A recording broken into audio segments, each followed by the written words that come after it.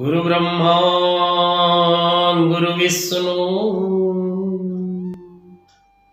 गुरुदेव महेश्वर गुरु साक्षात् परम ब्रह्म तस्मै श्री गुरुभ्यो नमः। जय जगन्नाथ दर्शक बंधु, जय गुरुदेव। जगतनाथ जगन्नाथ समस्त को खुशी रे रखंतो, आनंद रे रखंतो, समस्त जीवन रे हस खुशी भरी दियंतो। तबे दर्शक बंधु, आज यही कार्यक्रम माध्यम रे आमे आलोचना करिबा विवाह मेलक विषय रे। पुओ झियो मानकर विवाह बयस उपनीत हेले बापा माँ माने पिलाटीर जातक विचार करी रवि सुधी गुरु सुधी अच्छी कि नहीं प्रथम जानती एवं जदि कौनसी स्थान पुअर बा झीर टिप्पणाटी आसुची जातकटी आसुची तबे विज्ञ ज्योतिषों द्वारा से जातकर परामर्श करने को केबे भी अभिभावक माने पछांती नहीं। विवाह पूर्व जातक मेल करिबार आवश्यकता रही। विवाह मनुष्य जीवन को पूर्णांग करिथाय। विवाह कर्म संपादन परे मनुष्य पूर्ण होइथाय। विवाह समयटी मनुष्यर यौवन अवस्था होइथाय एवं जदि मनुष्य को गोटिए उत्तम जीवन साथी तार यौवन अवस्था प्राप्त न हुए तेबे मनुष्यर जीवनटी संपूर्ण भाव रे नष्ट हो जाए। जो व्यक्ति विशेष मानकर विवाह परे उपयुक्त जीवन साथी प्राप्त होता है सेमानंकर जीवन अनेक प्रकार सुख आनंद युक्त होता है। यदि उभयंक सहित म्यूचुअल अंडरस्टैंडिंग न थाए वैवाहिक दाम्पत्य जीवन रे तेबे कदापि आपण कौनसी कार्य रे पूर्ण मात्रा रे सफलता प्राप्त करि परिबे नहीं, जेहेतु आपण मानसिक स्थिति रे ठीक नथिबे।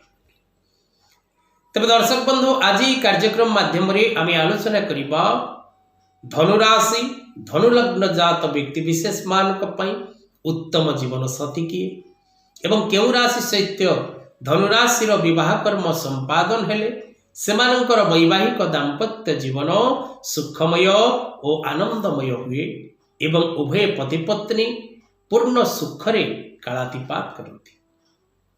प्रथमतः दर्शक बंधु, धनुराशि व्यक्ति विशेष माने क्षेत्रीय वर्णर।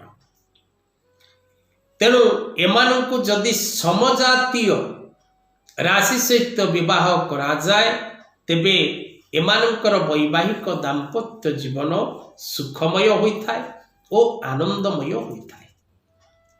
विशेषकर मेष राशि और सिंह राशि व्यक्ति विशेष माने एमानंकर जदि जीवन साथी रूपे आसंती ताहले एमानंकर जीवन हस खुशी रे कटि थाए। एमानंकर अंडरस्टैंडिंग ठीक रुहे। एमाने उभयंक प्रति आदर और जत्नवान होती। उभयंकर मन कथा बुझा चेष्टा करती एवं परस्पर सहित मैत्री भाव रही थाए। जदि आपणक संतान निमंते आपणक संतान धनुराशि तापाई मेष राशि और सिंह राशि जीवन साथी बा जातकटीए मिलूना, से क्षेत्र रे आपण तुला राशि किंबा कुंभ राशि ए दुई गोटी राशि शूद्र वर्ण अंतर्गत। तेणु गोटे क्षेत्रीय जदि राजा हुए शूद्र ताहार प्रजा होता है। तेणु तुला राशि और कुंभ राशि पुओटीए बा झीटी सहित आपण संतान विवाह आपण करि परिबे।